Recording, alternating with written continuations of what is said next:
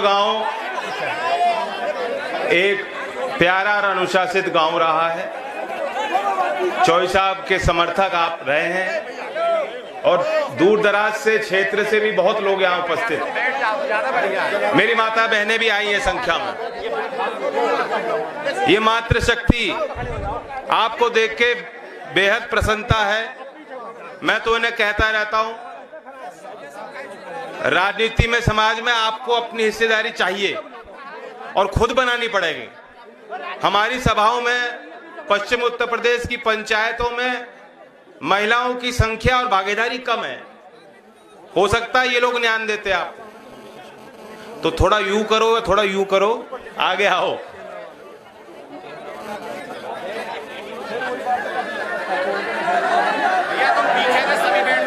अब ये पत्रकार हैं, एक बार तस्वीर ले लें। आप चाहो तो मैं आपके लिए एक्टिंग कर लेता हूं अच्छी वाली और फिर बैठ जाए। नहीं, अब जमाना ही ऐसा हो गया। पहले आमिर खान की मूवी आती थी, एक मूवी में वो देखा पहलवान है तो बिल्कुल पहलवान जैसी बॉडी बना ली। अगली बार फिर जो बिल्कुल हल्का हो गया। किरदार के हिसाब से सब कुछ बदल जाता है। मोदी जी को देख लो, आजकल रविंद्रनाथ टैगोर बन रहे हैं। इसे कहते हैं आपदा में अफसर। उन्होंने सोचा मुझे कोई देखेगा मिलेगा नहीं, मैं दाढ़ी बढ़ा लेता हूं। शांति बना लो साहब, प्यार की प्रेम की बात हो रही है। लड़ाई तो उनसे है, आपस में तो प्रेम की होंगी बात।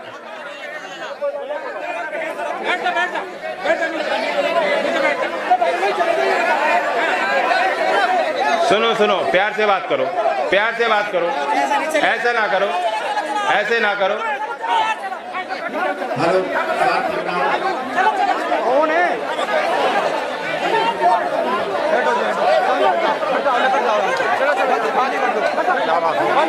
कोई बात नहीं, प्यार से करो, प्यार से करो, आपस में प्यार से करो। ज्यादा लोगों को इसमें पढ़ने की जरूरत नहीं, कर लेंगे सॉर्ट आउट। आप तो मुझे देखो जी,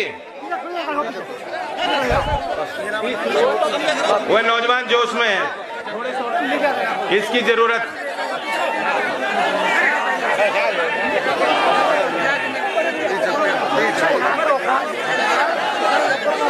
जिम्मेदार लोग बात कर रहे हैं, देखो फैसला हो जाएगा। मैं आपको ये कहना चाहता हूं कि आज जिस जोश और उत्साह के साथ आपने यहां सभा करी है, पंचायत करी गई, 36 जाति और सभी सर समाज के जिम्मेदार लोग आए, और जैसा होता है पंचायत में बुलाया नहीं जाता, जो जिम्मेदारी महसूस करता वो आता है, पहुंचता है। आप भी यहां अपने संसाधनों से, अपने ट्रैक्टरों से आए हो। यहां कोई व्यवस्था के नाम पर स्थानीय लोग नहीं कर पाए, आपने खुद किया, तो इसलिए आप धन्यवाद के पात्र हो।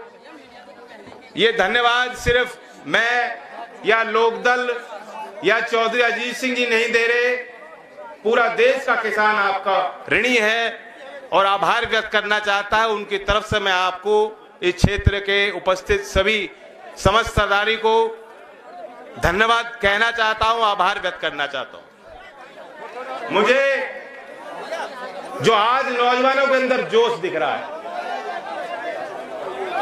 एक शेर याद आ रहा है उनका, जिगर मुरादाबादी का। उन्होंने कहा कि हमको मिटा सके ये जमाने में दम नहीं, हमको मिटा सके ये जमाने में दम नहीं, हमसे जमाना खुद है, हम जमाने से नहीं। जहां आप करवट लोगे, वे तो रविंद्रनाथ टैगोर बनना चाह रहे हैं, लेकिन टैगोर साहब ने जो राष्ट्रगान गाया, उसकी जो पंक्ति थी, जनगण मन अधिनायक जय है, भारत भाग्य विधाता। कौन विधाता है भारत के भाग्य की? वह देश की जनता है। देश का साधारण किसान भी वो हैसियत रखता है, वह अपने प्रतिनिधियों से सवाल कर सकता है, वह अपने सरकार के विरुद्ध आंदोलन कर सकता है। लेकिन आज ऐसी सरकार है जिस रास्ते पे खुद चल के वे सत्ता पे आए थे, अब वे रास्ते बंद कर देना चाहते हैं। ये उनको सत्ता पे काबिज रहने की उनका षड्यंत्र है। नहीं चाहते कि जनता मजबूत, और लोकतंत्र में वह सरकार मजबूत होती है जो जनमत के आगे झुकती है। वह सरकार मजबूत नहीं होती जो जनता पे लाठी बरसाती है। इन्होंने एक बार नहीं कई बार आपको रोका। राजधानी आपकी है, वहां देश की पार्लियामेंट है, वहां देश के तमाम उस पंचायत में बैठने वाले आपके प्रतिनिधि हैं, वहां राजघाट है, किसान घाट है। चौधरी साहब के समय से वहां किसान दिल्ली अपनी दिल्ली मान के आता है, कुछ गुजारिश करने, कुछ मांग करने, कभी विरोध करने। ये आपका हक रहा। ये सरकार जब से बैठी है, इन्हें आपसे बहुत डर लगता है। दूर से ही सूंघ लेते हैं, अरे किसान आ रहा है, और सारी फोर्स लगा देते हैं सीमाओं पर। पहले भी यात्रा निकली थी, वहीं जो है लाठी बरसाई गई, एक तरफ जवान और दूसरी तरफ किसान। हम किसका पक्ष लेंगे, कैसे लें? आपने भी तस्वीर देखी होगी, एक बुजुर्ग आदमी ऐसे चढ़े हुए थे, दूसरी तरफ लाठी हाथ में जो है ताने पुलिसकर्मी था। ये दृश्य किसी को अच्छे नहीं लगते। तो दोनों एक ही हैं, दोनों की जननी ये धरती है, ये गांव है, एक ही परिवार है। ना तो वर्दी पहनने वाला पुलिस वाला किसान पे हाथ उठाना चाहता है, और ना किसान को वहां जाके जोर जबरदस्ती करना चाहता है। काम छोड़कर, गांव छोड़कर, परिवार छोड़कर, सबको छोड़ के, त्याग करके ही वहां तक किसान बैठे हैं। 3 महीने से बैठे, 3 महीने से 200 से ज्यादा किसान जिनका निधन हुआ है, उन्हें आम पब्लिक जनता कह रही शहीद हुए। शहीद इसलिए कि किसी उद्देश्य से वहां गए, किसी लड़ाई में उन्होंने कुर्बानी दी जो जनहित की है। एक व्यक्ति का सवाल नहीं, एक संगठन का सवाल नहीं, एक पार्टी का सवाल नहीं, एक नेता का सवाल नहीं। ये पूरे किसान कौम की बिरादरी की बात है, अस्तित्व का प्रश्न। उस बात को लेकर वहां बैठे हैं, उस बात को लेकर वे अपनी जिद पड़े हैं। उनकी कहीं भी जिद गलत नहीं। और मैंने सामने में भी कहा था, मोदी जी आपकी जिद कहां से क्यों आई है तो हम समझ गए, आप अपनी जिद छोड़ दो। तो ये देश का किसान और हम जो हैं, हम तो पैदा ही जिद्दी हुए थे, हम नहीं छोड़ सकते अपनी ये जिद। और जिद इसलिए है क्योंकि हमें मालूम है हम सही हैं। ये सही और गलत की पहचान और फैसला करके ही यहां तक किसान आया। लाठी भी खाई, आंसू गैस के गोले भी आपने चलाए, वह भी खाए, गालियां आपने दी, गालियां भी सुन ली, एक कान से दूसरे कान से निकाल दी बात। और देश के संसद में इतने आपत्तिजनक बोल शायद संसद के इतिहास में किसी एमपी छोड़ दीजिए, यहां तो प्रधानमंत्री खुद बोल रहे, हमने नहीं सुने। मैं कहना चाहता हूं उपस्थित सारे जितने लोग, हम आंदोलनजीवी हैं। मैं आपसे नारा दिलवाना चाहता हूं ताकि दिल्ली बैठे इन अहंकारियों के कान के पर्दे फट जाएं। बोलोगे मेरे साथ कि नहीं बोलोगे? मैं बोलूंगा हम हैं, 2 बार बोलूंगा, 2 बार आप बोलोगे आंदोलनजीवी। कोई गलत नहीं है। आंदोलन होगा तो सुधार होगा। उसके बाद मैं बोलूंगा हारेगा। आपको किसका नाम लेना है? मोदी। देखो सब पता है। और फिर मैं बोलूंगा जीतेगा, उसमें आप बोलना किसान। तैयार हो? रेडी? हम हैं आंदोलनजीवी, हम हैं आंदोलनजीवी। हारेगा मोदी, जीतेगा किसान। ठीक है, जरूरी है। आंदोलनजीवी तक तो ठीक है, लेकिन वह जीव, वह प्राणी जो दूसरे प्राणी के जान पे निर्भर हो, उसका खून चूसता हो, वह शब्द अपमानित करने वाला शब्द, वह बात अच्छी नहीं लगी किसी को। जो परजीवी आप किसानों को कहते हो, प्रधानमंत्री के खुद के बोल हैं, ये बात किसी को भा नहीं रही। वहां किसी का स्वार्थ नहीं। कुछ ही आरोप लगा ले कि कोई चीन से पैसा दे रहा है, यहां आने के लिए क्या किसी चीन ने कोई पैसा दिया कि पेटीएम पे? बच्चों, नौजवानों, किसी के पेटीएम में पैसा तो नहीं आ गया? कोई कनाडा से तो नहीं दे रहा आपको आने के पैसे? किसान परिवार के बच्चे, आप ये सोच रहे हैं कि किसान गवार है। नहीं, किसान के परिवार में आईएएस भी बन रहे हैं, वे बाहर भी नौकरी कर रहे हैं बच्चे, और उन्हें लग रहा है आज संकट है घर पे, वे सहायता राशि भी दे रहे होंगे। कौन सी गलत बात कर दी उन्होंने? लेकिन ये दिखाना चाह रहे हैं कि चंद लोगों का ये आंदोलन, इसीलिए हमने आज का आयोजन किया और इसीलिए लगातार हम लोग लोकदल के तत्वाधान पे पंचायत कर रहे हैं, क्योंकि हम दिखाना चाह रहे हैं किसान संगठनों की अपनी भूमिका है, लेकिन ऐसे में पॉलिटिकल पार्टी जो किसानों की वकालत करती है उनके कार्यकर्ताओं की भी जिम्मेदारी बनती है। हम दिखाना चाहते हैं सिर्फ पंजाब का मसला नहीं है, सिर्फ सिखों का मसला नहीं है, पूरे देश का किसान गोल है, एक है। एक दूसरे की इज्जत मान सम्मान पे अगर कोई आज डालेगा वो लड़ाई लड़ने के लिए एक, और अपने हक हकूक की लड़ाई, अपने अस्तित्व की बात हम खुद समझते हैं, अपने हित और अहित को। ये जो सिस्टम लाना चाहते हैं, सिस्टम बनाइए, सुधार होने चाहिए। एमएसपी हर साल ये जो घोषणा कर देते हैं, हमने स्वामीनाथन आयोग की एमएसपी 1.5 गुना लागत पे दे दी, मिल रही है क्या किसी को? ये कागजी प्रणाली है, कागजी। आप मक्के के, धान के, सोयाबीन, बाजरा, किसी फसल को उठा के देख लेंगे, गेहूं, हमारे यहां तो पहले खरीदी नहीं होती, मंडी की व्यवस्था है ही नहीं, क्रय केंद्र खोलती नहीं सरकार जानबूझकर, और बाकी दाम को देख लो, कहीं किसी किसान को जो सरकार का रेट है, घोषित रेट, वो नहीं मिल रहा। मैं आज इस मंच के माध्यम से 2 तारीख मोदी जी को याद दिलाना चाहता हूं। वो भूल जाते हैं बहुत जल्दी, असर पड़ने लगा उन पर। नहीं, रोज नया कुछ लेके आते हैं शगुफा, पुरानी बात भूल जा। पहली तारीख है 2011 की, 11 मार्च 2011। वह एक समिति के अध्यक्ष थे, मुख्यमंत्री थे गुजरात। वह समिति मनमोहन सिंह जी ने 1 साल पहले गठित की थी, जिसमें महाराष्ट्र के, आंध्र प्रदेश के मुख्यमंत्री भी उस समिति में बतौर मेंबर थे, और नरेंद्र मोदी जी की अध्यक्षता थी। कंज्यूमर अफेयर मिनिस्ट्री की कमेटी थी। उन्होंने कई सुझाव प्रस्ताव दिए कि ग्राहक से लेकर जो पैदा करने वाला किसान, तमाम जो कड़ियां हैं, इनमें सुधार क्या लाने हैं, मंडियों में सुधार क्या लाने हैं। 20 प्रमुख मांगे, और 11 मार्च 2011 को उन्होंने ये प्रतिवेदन मनमोहन सिंह जी को पेश किया।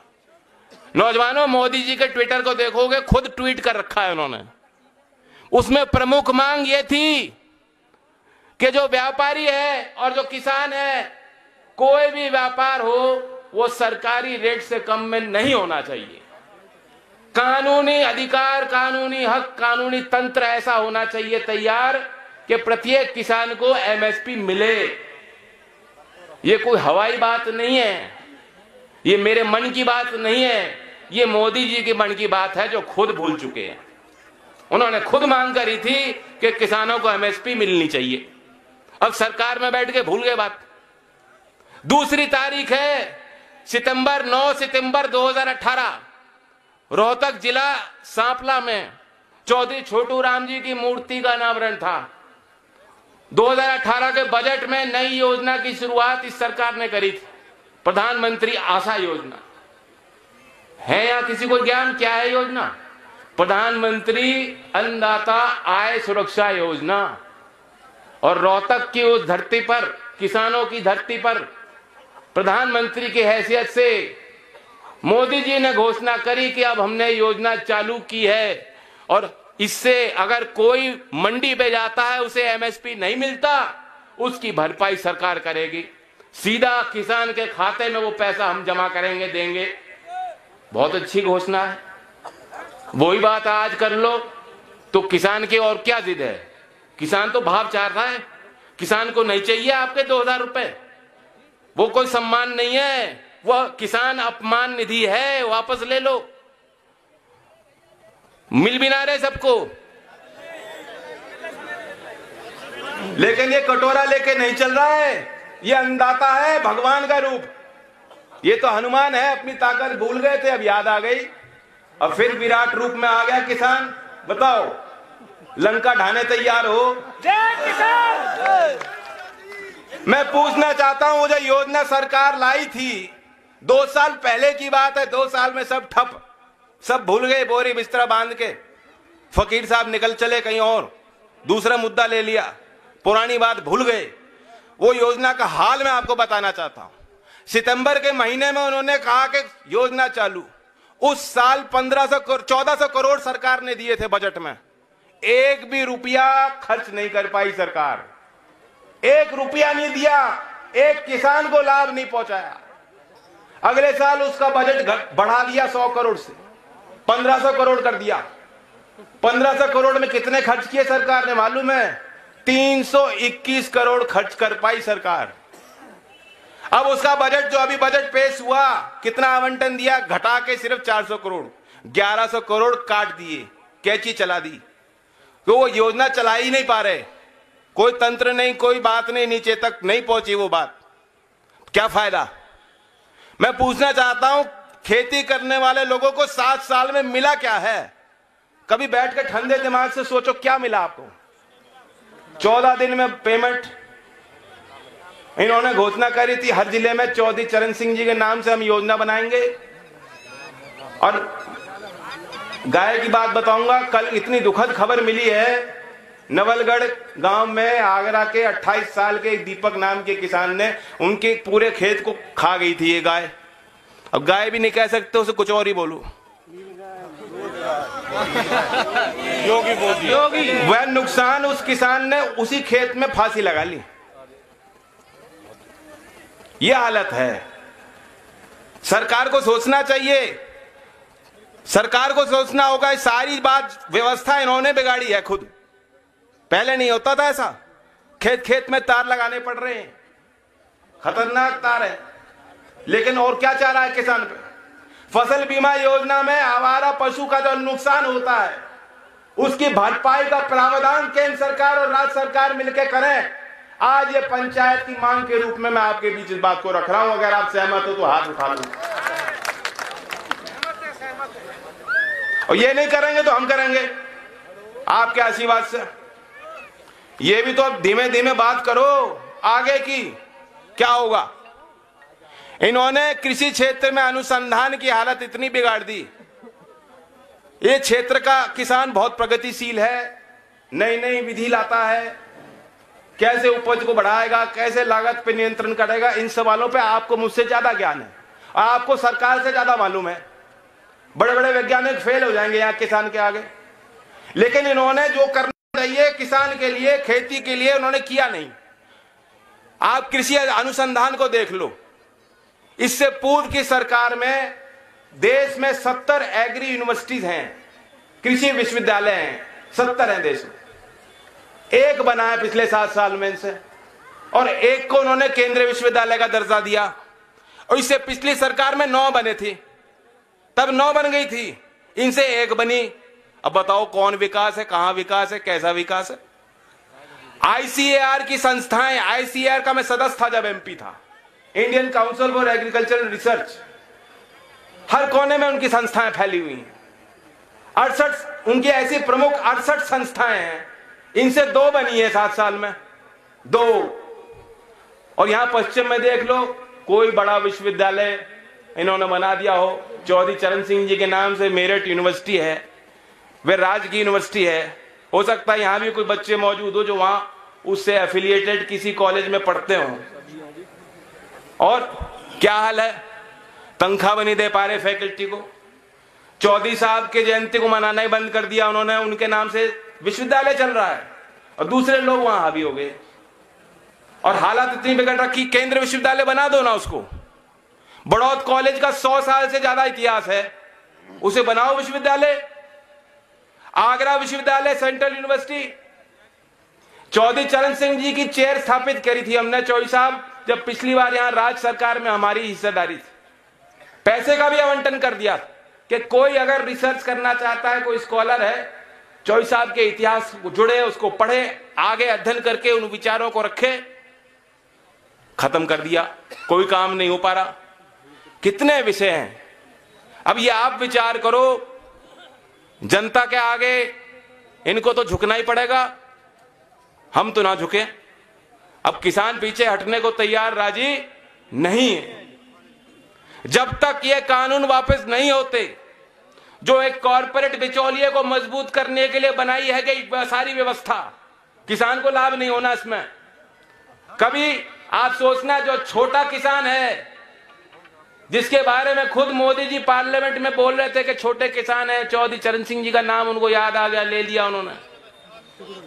ठीक है, अच्छी बात है, लिया गया, अच्छी बात है। कहीं ना कहीं उनका नाम होठों पे आया तो कुछ असर पड़ेगा, लेकिन उस छोटे किसान को जो 2-3 बीघे पे खेती करता है, उसको बेहद ज्यादा नुकसान हो जाएगा अगर ये व्यवस्था बन जाएगी।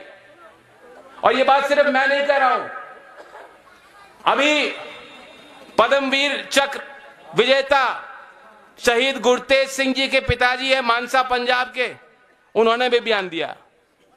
3 बीघे के काश्तकार है, 3 बीघा छोटे किसान है, उन्होंने यही बात कही कि ये कानून का हम विरोध इसलिए करते हैं, देश का सम्मान है, मेरा बेटा शहीद हुआ, लेकिन मैं किसान हूं, वह भी किसान था, किसान परिवार से था, और अगर ये कानून बन जाएंगे तो ऐसा संकट आ जाएगा, हम सब बेकार हो जाएंगे। इसलिए वो विरोध कर रहे हैं।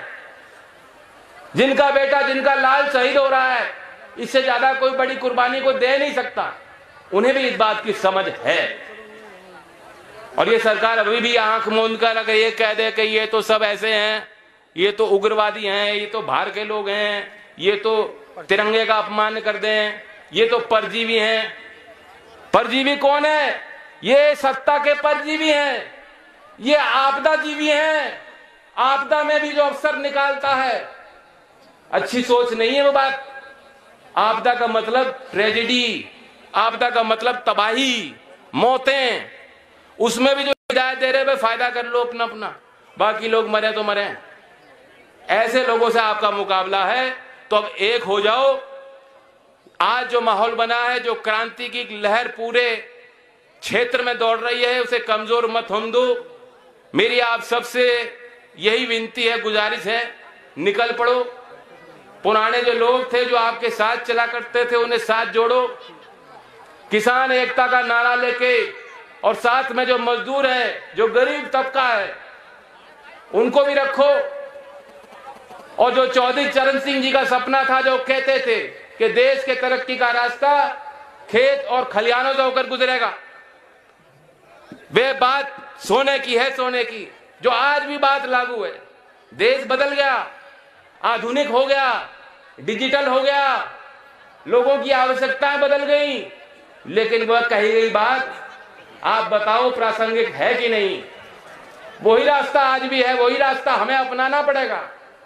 और ये लोग नहीं मानते तो इनका हाथ पकड़ के यहां खींच के लाओ। जो बीजेपी का नेता आ रहा है ना, चुनाव आ गए, फिर आएंगे, जरूर आ रहे होंगे, कोई गाड़ी दिख जा, उसे फ्लैग कर देना, भाई रुक जा। आपको देख के रुके नहीं, शायद ब्रेक ना लगे उसके, वो और भागेगा। लेकिन कहना ना ना प्यार की बात है, रुक जा, एक बार रोको, उसे पूछो भाई किसान हो कि नहीं, कहेगा हाँ जी किसान है। तो कहो किसान हो तो आज कहां हो, आज कहां खड़े हो? तुम किसान बनते हो, तुम रिश्तेदार मारे हो या रिश्तेदार सरकार के हो? सरकार के रिश्तेदार नहीं चाहिए। अपने लोगों को चयन करो, अपने लोगों को चिन्हित करो, अपने लोगों को आगे बढ़ाओ, समाज की जिम्मेदारी होती है। और मैं आपको यह अपना वादा कर रहा हूं, अपने दल के तरफ से बात कह रहा हूं, किसी आपराधिक छवि के व्यक्ति को नहीं बढ़ाऊंगा। जो किसान आंदोलन में शिरकत नहीं करेगा, किसान के साथ कंधा मिला के नहीं चलेगा, उसे कतई नहीं बढ़ाऊंगा। आदरणीय जयंत चौधरी जिंदाबाद, आदरणीय जयंत चौधरी जिंदाबाद, जयंत चौधरी जिंदाबाद, जयंत चौधरी जिंदाबाद। और आप इतनी धार दे दो इस बात को कि और पार्टियां भी मजबूर हो जाएं। जो लोग कहते हैं भाई लोकदल क्यों कर रहा पंचायत, में जवाब देना चाहता हूं। हम दबाव बनाना चाहते हैं सभी पार्टियों पे, उनके पत्ते खुलने चाहिए। दूध का दूध, पानी का पानी होना चाहिए। उनसे सवाल जवाब करने का हक हर एक मतदाता को है। बाद में तुम ले आओगे दूसरे मुद्दे, फिर हिंदू मुसलमान के झगड़े वाले मुद्दे। आखिर में मैं आपसे एक प्रस्ताव करना चाहता हूं। घर छोड़ दिया मैंने, मथुरा की पंचायत में मैंने आपसे अनुमति ली थी, वहां हाथ उठाकर सबने कह दिया था। यहां भी वो बात दोहराता हूं, अगर आपको हिंदू मुसलमान के मुद्दों पे ही जो है सरकारें बनानी और बिगाड़नी है और संघर्ष करना है तो मुझे बता दो, मैं घर पे ही ठीक हूं, 24 साल की सेवा करूंगा। और अगर आप किसान के मुद्दों और किसान की सरकारों को मजबूत करने के लिए, प्रतिनिधियों को चुनने के लिए अगर आगे बढ़ना चाहते हो, उस संघर्ष में आपसे आगे चलने के लिए मैं तैयार हूं। सहमत हो कि नहीं हो? धन्यवाद सर। आप संघर्ष करो, हम तुम्हारे साथ हैं। 24 आप संघर्ष करो, हम तुम्हारे साथ हैं। एक बात और रह गई, क्योंकि ये प्रस्ताव यहां से हुआ था मीटिंग का, मैं करूंगा आपसे बात, बैठ के करूंगा। ये बात हुई थी कि एक और सभा यहाँ करना चाहते हैं। सुनील ने बात रखी, प्रस्ताव रखे, मैं स्वागत करता हूं उनका भी। ओमवीर जी का क्षेत्र के विकास में उनकी बड़ी भूमिका रही है और लोकदल में भी आके मेहनत करें। सुनील तो पुराने हैं, अभी भी नौजवान हैं, ज्यादा पुराने नहीं हुए, और कुछ गए हैं तो लेकर ही आए वापस घर में, तो स्वागत है घर में। और जहां आप मीटिंग की बात कर रहे थे, 4 मार्च में मैं तारीख दूंगा क्षेत्र में, 4 मार्च अगर उचित हो, 4 मार्च आप रखिए। सहमत है साहब? 4 मार्च, ठीक सर, धन्यवाद। जय जवान, जय किसान, चौधरी चरण सिंह।